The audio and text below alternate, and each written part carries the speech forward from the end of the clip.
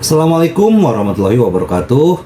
Salam sejahtera buat kita semua. Semoga kita semua dalam keadaan sehat jasmani dan rohani, tidak kekurangan satu apapun. Amin ya robbal alamin. Oke, Mimin akan melanjutkan cerita Liontin Giok Naganya. Tapi seperti biasa, bantu dulu tekan tombol like dan berkomentar juga Tuan dan Nona. Terima kasih sesudah dan sebelumnya. Oke, kita lanjutkan saja ceritanya. Guys. Bab 2373 sampai bab 2376. Du Bisu melirik Ye Chong, dan sudut mulutnya melengkung. Bagus sekali, bos. Kalau sudah selesai, Anda bisa mencantumkan harga barang yang kami pilih, kata Du Bisu. Bos gendut itu memutar matanya. Nah, ini, Du Bisu mencibir dan berkata, jangan khawatir, jika Anda tidak memilih satu, kami akan memberi Anda harga satu. Jika saatnya tiba, Anda keluarkan harganya, dan saya tidak akan mengembalikan selisih harga kepada Anda.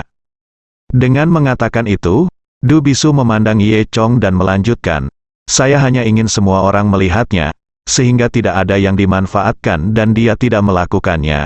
Aku belum mengetahuinya. Du Bisu tentu saja hanya ingin membuat Ye Chong terlihat malu. Wang Di berdiri di pintu dan berbisik kepada Chen Yu, hei, lihat, Du Shao ini sangat heroik. Mari kita lihat bagaimana akhir Ye Chong kali ini. Benar, pamerkan kekayaanmu dengan Du Shao, lalu aren. Bukankah kamu hanya mencari kematian, kata Chen Yu. Wang Di mencibir, aku akan lihat bagaimana akhir Ye Chong. Saat mereka berbicara, Du Bisu sudah mulai memilih perhiasan. Dia berjalan ke konter dan berkata dengan bangga kepada bos gendut itu, bos, taruh kelima kalung di konter ini untukku. Du Bisu datang ke sini tidak sekali atau dua kali, jadi meskipun dia tidak tahu ini harga spesifiknya perhiasan, tapi mengetahui perhiasan mana di konter yang paling berharga. Aku akan memberimu 20 juta, kata Du Bisu.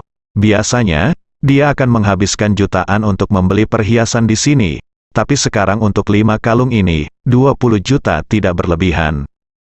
Oleh karena itu, sebenarnya Du Bisu pasti memiliki banyak sekali kelebihan dalam game ini.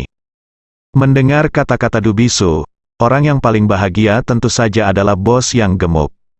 Bos gendut itu tidak bisa menutup mulutnya, seolah takut Du Bisu akan menyesalinya. Dia langsung meminta penjual di sebelahnya untuk meletakkan perhiasan itu di tempatnya. Du Bisu mengeluarkan kartunya dan menghabiskan 20 juta dengan mudah. Melihat Du Bisu melambaikan tangannya, dia menghabiskan 20 juta. Semua orang sangat iri. Apa yang dimaksud dengan orang kaya generasi kedua? Pekerja seperti mereka tidak dapat memahaminya sama sekali. Song Xin merekam seluruh proses di ponselnya tanpa gangguan dan mengirimkannya ke grup gosipnya. Grup tersebut sudah heboh. Kali ini mereka benar-benar dapat melihat sumber keuangan Du Bisu. Meskipun Wang Di dapat dianggap sebagai generasi kedua yang kaya, dibandingkan dengan Du Bisu, dia hanyalah seorang pengemis. Mata Wang Di membelalak, dan dia semakin merasa bahwa sepertinya tidak ada kemungkinan antara dia dan Zhao Lubai. Dan melihat perhiasan cerah dan indah yang dimasukkan ke dalam tas, wajah Zhao Yingning menjadi gelap ketika dia berpikir bahwa semua ini akan diberikan kepada Zhao Lubai. Hanya dengan 5 kalung ini, nilai Zhao Lubai telah melampaui nilai keluarga Zhao. Zhao Yingning berpikir bahwa jika dia kembali dan memberitahu orang tuanya tentang masalah ini, dia bertanya-tanya apakah orang tuanya dapat mengeluarkan 1 atau 2 kalung dari tangan Zhao Lubai. Tapi Zhao Lubai tidak berniat memintanya sama sekali, dia hanya bersembunyi di belakang dan menundukkan kepalanya. Melihat Zhao Lubai seperti ini, Zhao Yingning mencibir di dalam hatinya, haha, teh hijau yang menyebalkan. Dan Du Bisu tidak marah, tidak masalah. Sisihkan ini dulu, dan berikan kepada Nona Zhao nanti. Dalam pandangan Du Bisu, Zhao Lubai jika kamu tidak menerimanya, itu hanya karena itu tidak cukup berharga, jadi jagalah harganya tetap tinggi, dan kamu akan selalu bisa membuatnya mencintaimu. Kemudian, Du Bisu memandang Ye Chong, yang berarti itu adalah pilihan Ye Chong. Ye Chong melihat sekeliling toko perhiasan dan tersenyum. Lalu, dia perlahan berjalan ke konter, 10 kalung kristal indah ditempatkan di atas kain beludru putih di konter ini. Nilai kalung ini hanya sedikit lebih rendah dibandingkan yang dipilih oleh Du Bisu. Ye Chong berkata, "Kemasi 10 item ini, 30 juta." Begitu Ye Chong mengucapkan kata-kata ini, semua orang menghirup udara dingin. Bos gendut itu mencubit pahanya dengan keras. Dia tidak percaya ini nyata dan mengira dia sedang bermimpi. Namun, dia langsung meminta penjualnya untuk membungkus ke 10 kalung tersebut. Kemudian, Ye Chong mengeluarkan kartu banknya, dan dengan bunyi ding, kartu bank Ye Chong berhasil digesek. Semua orang memandang kartu bank di tangan Ye Chong dengan iri. 30 juta ini bisa dibelanjakan sepuasnya, kaya banget.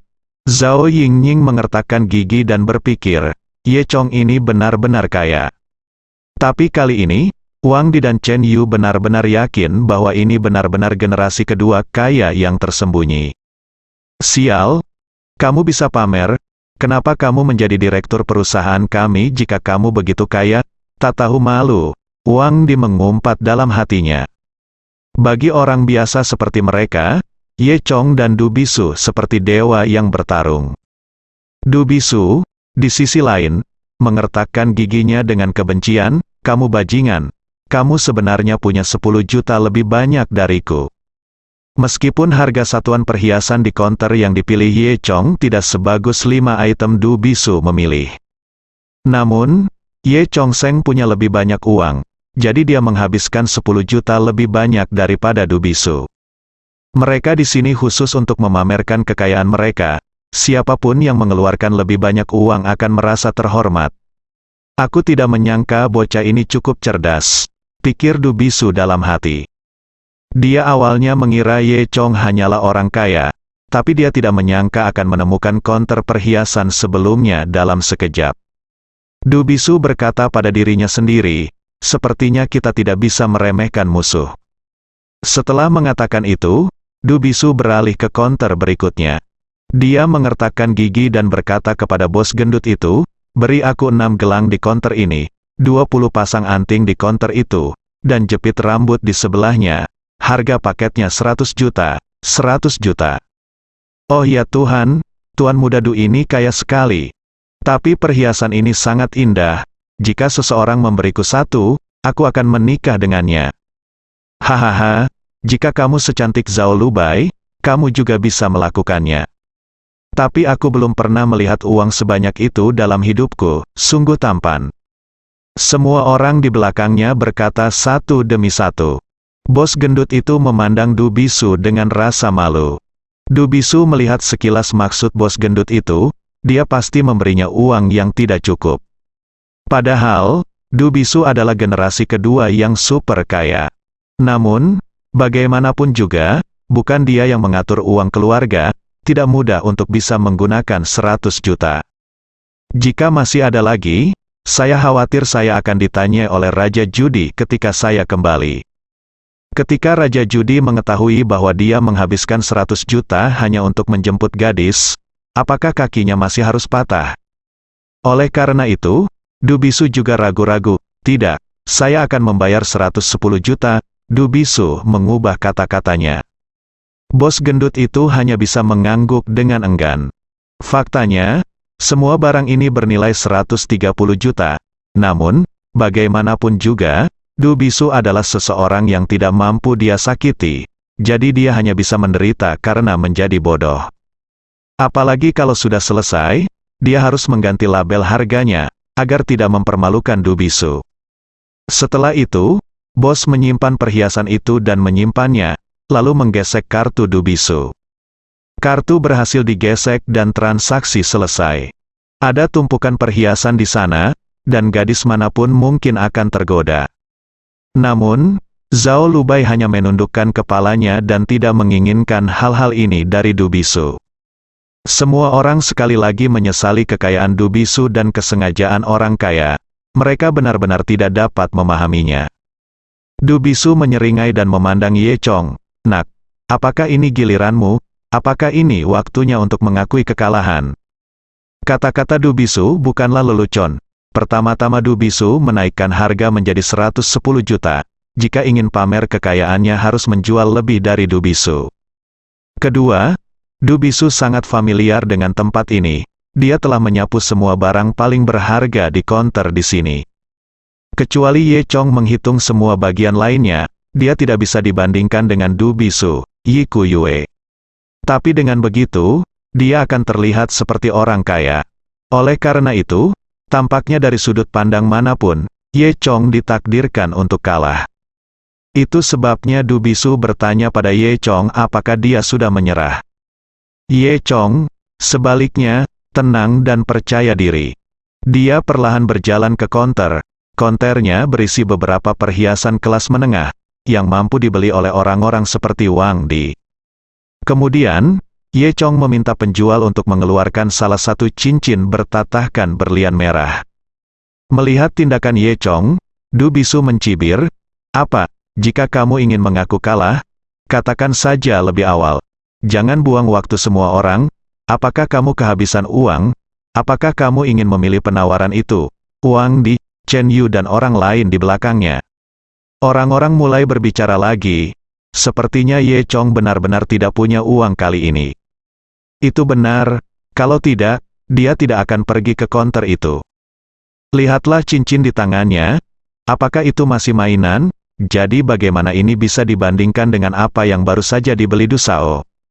Haha, Ye Chong seharusnya sudah mengenal dirinya sendiri sejak awal. Bagaimana dia bisa membandingkannya dengan Du Sao, putra generasi kedua terkaya di Makau? Ketika Wang Di dan Chen Yu sedang berbicara, mereka sengaja berbicara dengan keras agar Du Bisu dapat mendengarnya. Di telinga Du Bisu, kata-kata ini sangat berguna.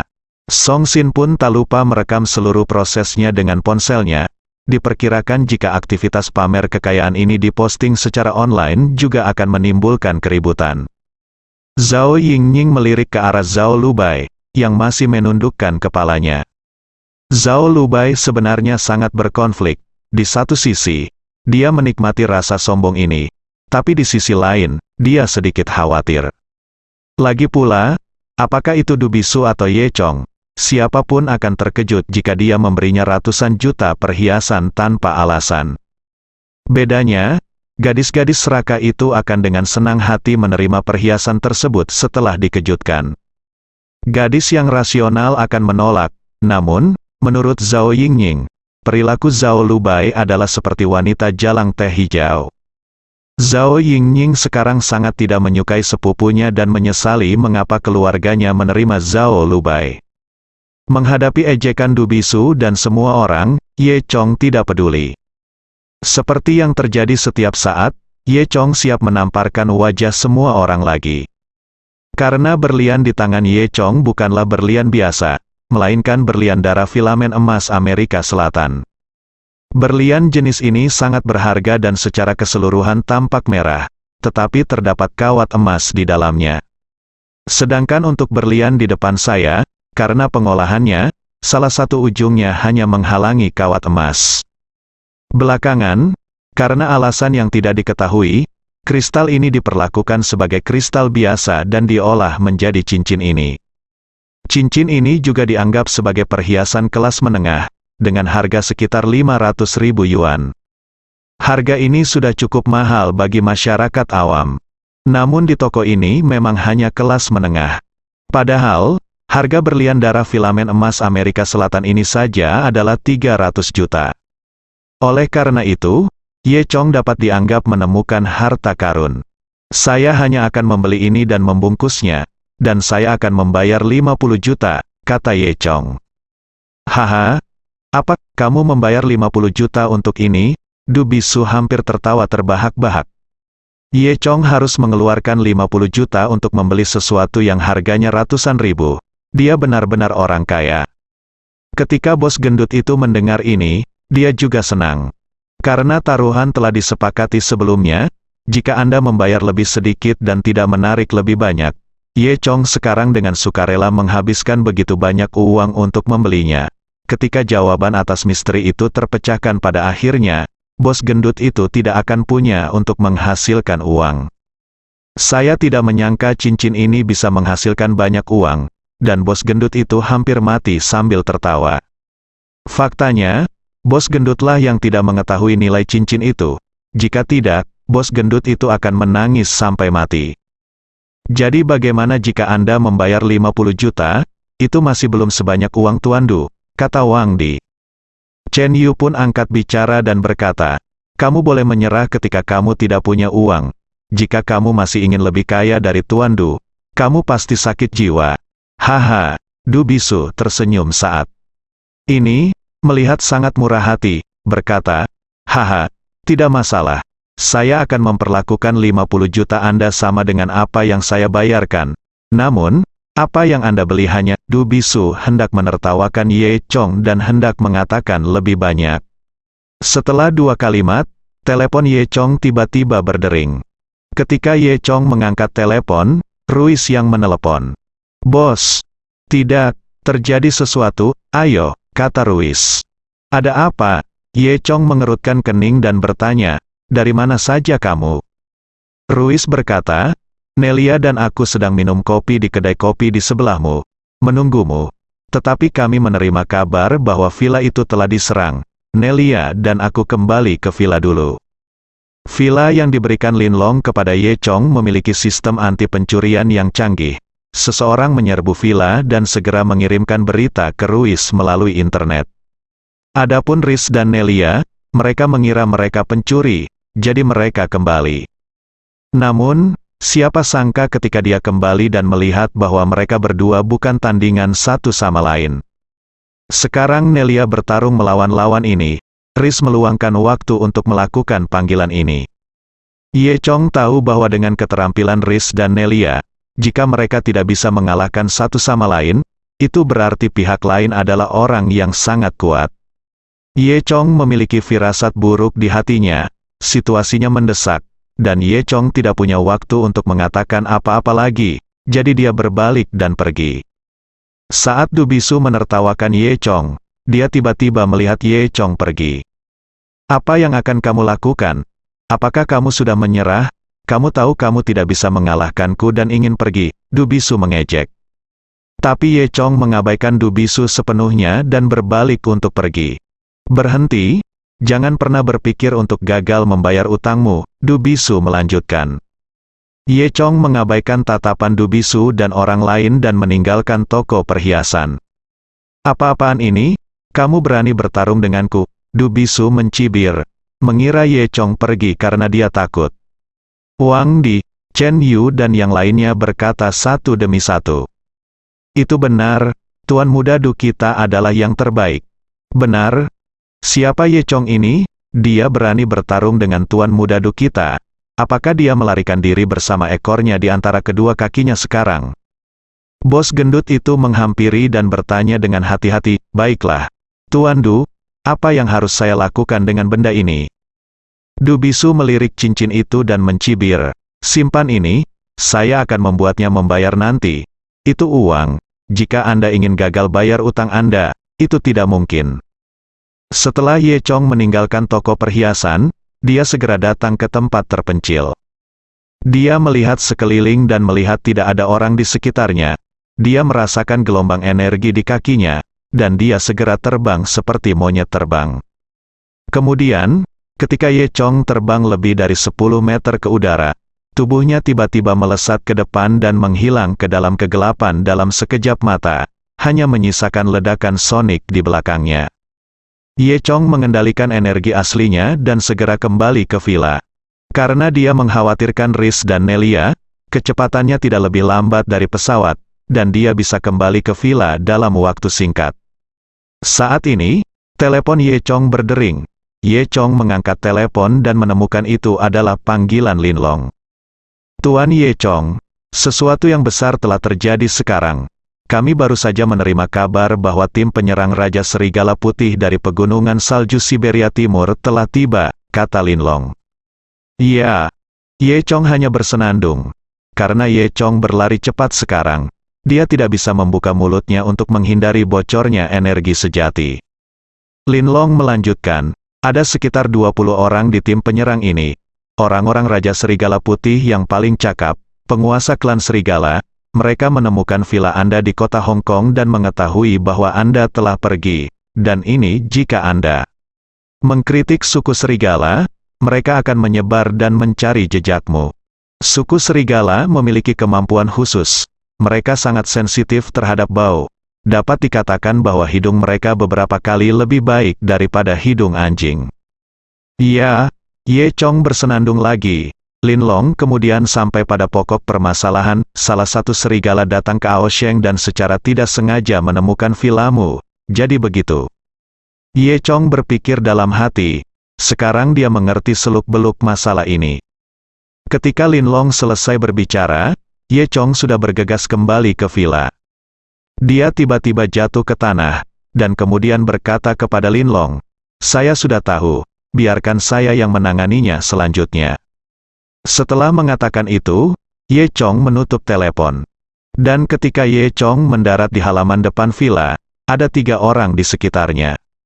Salah satunya adalah Riz, yang terbaring di tanah sambil memegangi perutnya dan berguling kesakitan.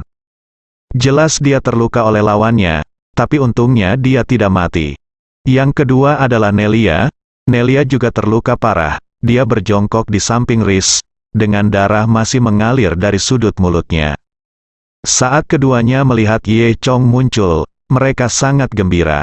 "Bos, kamu kembali ke masa lalu," Ruiz berkata. "Jika terlambat, kita semua akan mati." Ye Chong mengangguk pada Ruiz dan Nelia, lalu menatap anggota klan serigala. Pria ini bertubuh tinggi dan tinggi, dengan tinggi dan bentuk tubuh yang khas masyarakat Siberia Timur. Dia mengenakan bulu serigala putih, memiliki bekas luka di wajahnya, dan terlihat sangat galak. Meskipun di Ao Sheng masih musim panas, dan saat ini suhunya sekitar 27 atau 8 derajat, anggota suku serigala ini masih terlihat sangat kedinginan.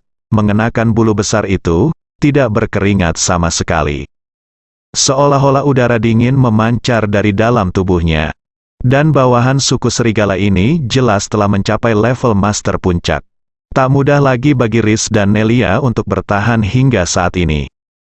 Ketika Ye Chong muncul, anggota suku serigala mengangkat hidungnya dan menarik napas dalam-dalam. Kemudian, dia menunjukkan giginya yang tajam dan mencibir. "Kamu adalah musuh yang dicari Raja Serigala Putih." Suku serigala memiliki penampilan yang mirip dengan manusia normal, yang membedakan hanyalah giginya.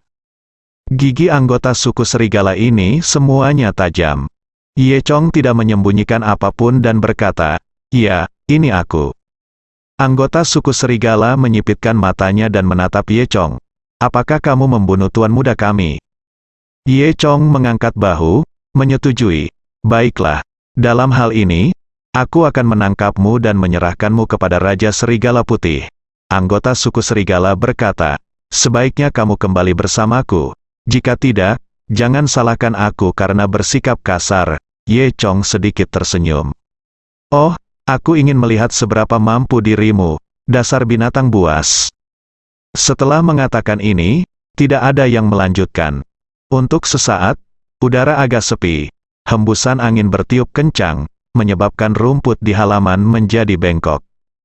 Cahaya bulan seperti sapuan, dan di bawah sinar bulan keperakan, bayangan kedua orang itu terpantul di tanah.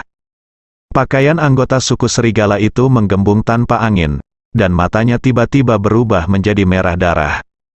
Kemudian, bayangan hitam melintas, dan anggota suku serigala bergegas menuju Ye Chong. Dalam sekejap mata, anggota klan serigala sudah dekat dengan Ye Chong. Saya melihat anggota suku serigala ini mengulurkan telapak tangan, dengan 5 pisau tajam tergantung di atasnya, seolah-olah itu benar-benar seperti cakar serigala. Cahaya perak menyala dan bilahnya meluncur ke arah dada Ye Chong. Ye Chong berbalik ke samping dan menghindari serangan suku serigala. Namun, gerakan suku serigala sangat cepat. Saat Ye Chong menghindari satu pukulan, serangan kedua suku serigala tiba, diikuti pukulan kedua dan ketiga, menyerang Ye Chong terus-menerus. Kilatan perak terus-menerus, kedap udara, meraih Ye Chong. Ye Chong, di sisi lain, tidak panik. Meskipun anggota klan serigala sangat cepat, Ye Chong bahkan lebih cepat. Setiap pukulan dari anggota klan serigala dengan mudah diblokir oleh Ye Chong. Akhirnya, setelah lebih dari 200 putaran, Ye Chong meraih tangan anggota suku serigala. Anggota suku serigala itu tertegun sejenak, merasa lengannya dipegang oleh Ye Chong seperti lingkaran besi. Di sisi lain, Riz dan Nelia saling membantu untuk berdiri. Mereka awalnya ingin memperingatkan Ye Chong untuk berhati-hati, tapi mereka merasa lega saat melihat Ye Chong berurusan dengan serigala dengan begitu mudah. Ye Chong meraih anggota suku serigala, tapi yang terakhir berjuang 2 kali dan tidak bisa bergerak sama sekali. Kemudian, Ye Chong terbang dengan tendangan, memukul perut anggota suku serigala, dan langsung menendang anggota suku serigala ke belakang sejauh lebih dari 10 meter.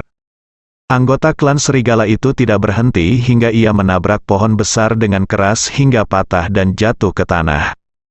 Ye Chong mendengus dingin, beraninya kamu bertindak begitu sombong di depanku dengan kemampuanmu. Mata anggota suku serigala itu merah darah, dia tidak menyangka Ye Chong begitu kuat. Tahukah Anda, anggota suku serigala ini adalah salah satu dari 4 pembunuh di bawah Raja Serigala Putih, dan kekuatannya bisa dikatakan salah satu yang terbaik di pegunungan bersalju di Siberia Timur. Memikirkan hal ini, anggota suku serigala itu sedikit kesal, dan melihat matanya tiba-tiba berkedip dari merah menjadi hijau. Inilah manusia serigala yang membakar esensi dan darah mereka, meningkatkan efektivitas tempur mereka ke kondisi terkuat. Anggota suku serigala melepaskan mantel bulu serigalanya, memperlihatkan otot-otot tubuh bagian atasnya. Dan otot-ototnya terlihat bengkak dengan mata telanjang, dan pembuluh darah di bawah kulit terlihat jelas. Tak lama kemudian, anggota klan serigala menjadi 2 kali lebih tinggi dari sebelumnya. Celana dan sepatu mereka pecah, bulu serigala tumbuh di sekujur tubuh mereka, dan bahkan kepala mereka berubah menjadi bentuk serigala. Nelia berseru, ini adalah transformasi suku serigala di pegunungan bersalju, hati-hati, setelah mereka berubah menjadi serigala, kekuatan bertarung mereka akan meningkat beberapa kali lipat.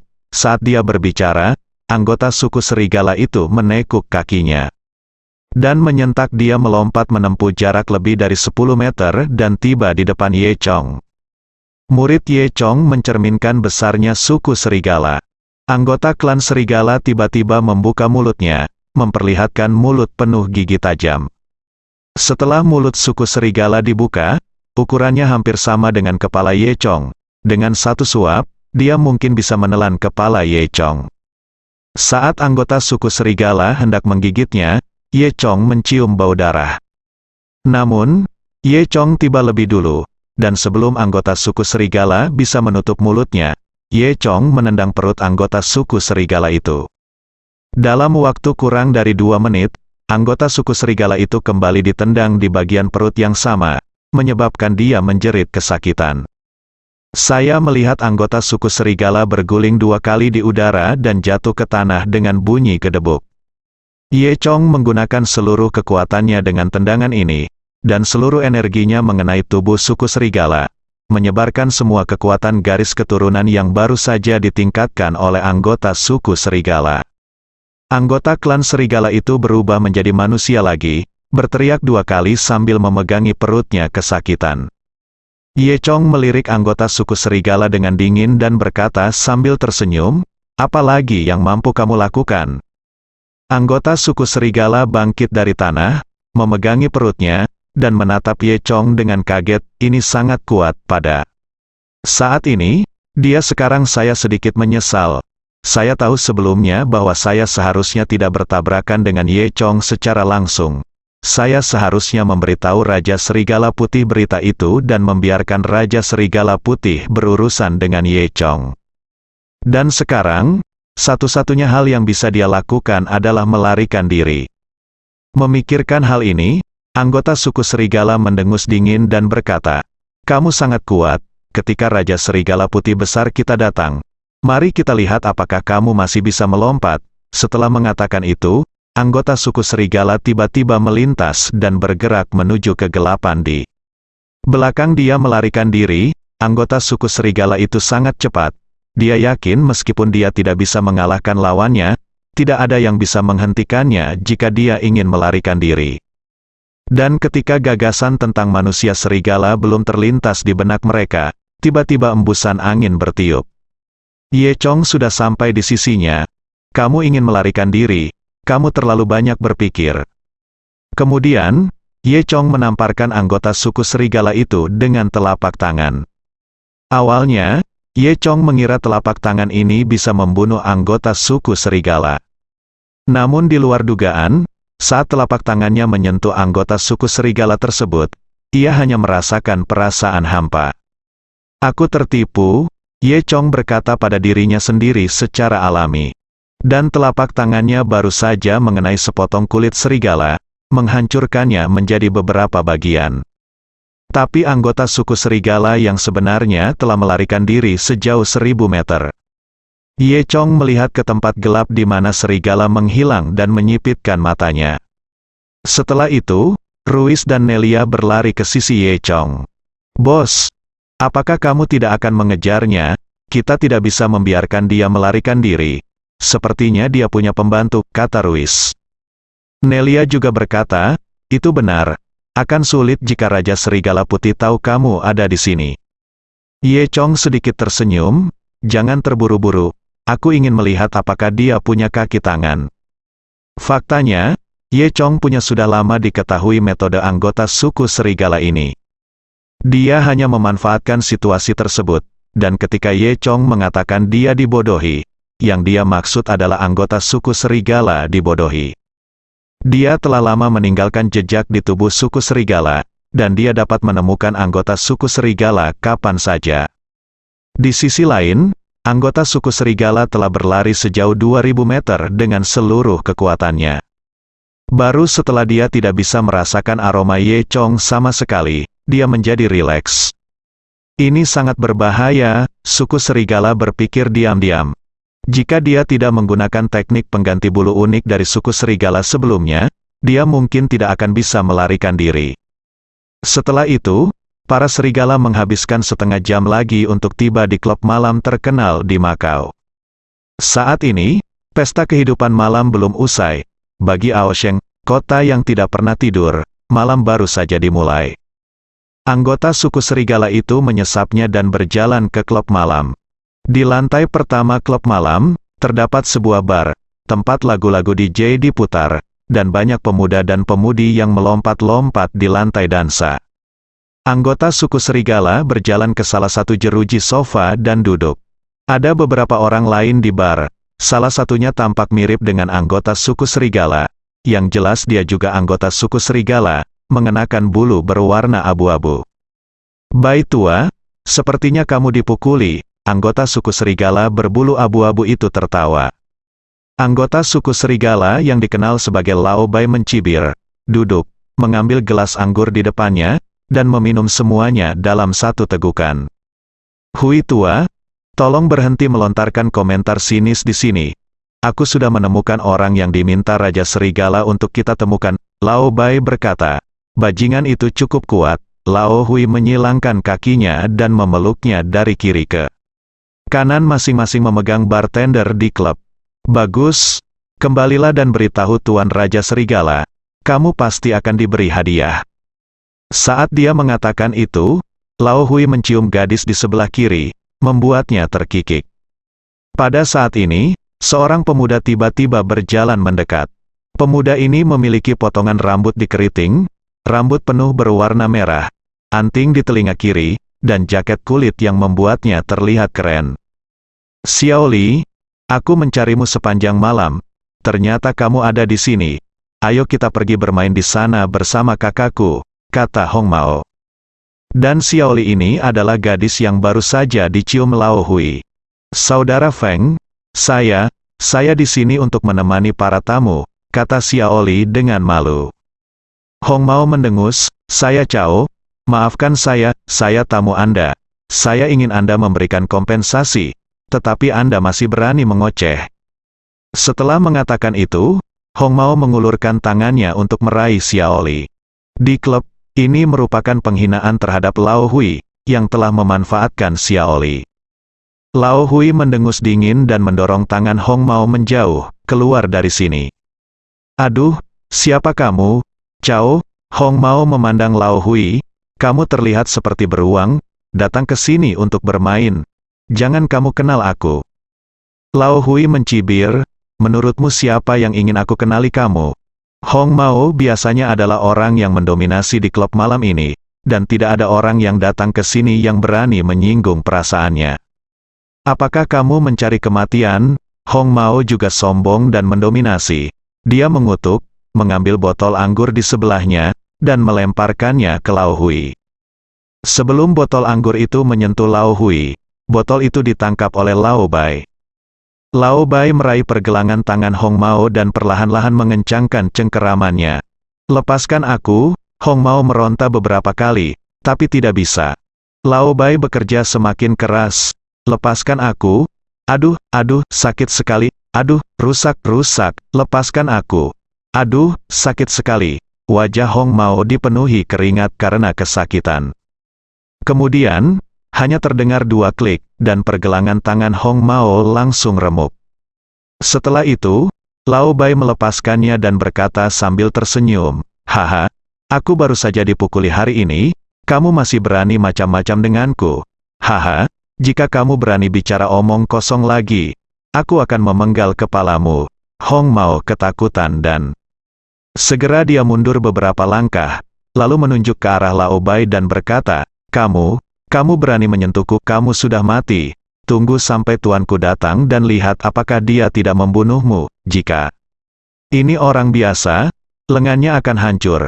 Kurasa aku sudah lama pingsan karena kesakitan, dan pria berambut merah ini juga bisa mengutuk, yang menunjukkan bahwa dia juga seorang ahli latihan. Saat dia mengatakan itu, Hong Mao mengeluarkan ponselnya dan menelepon, "Hai, guru, saya dipukuli." Bersambung.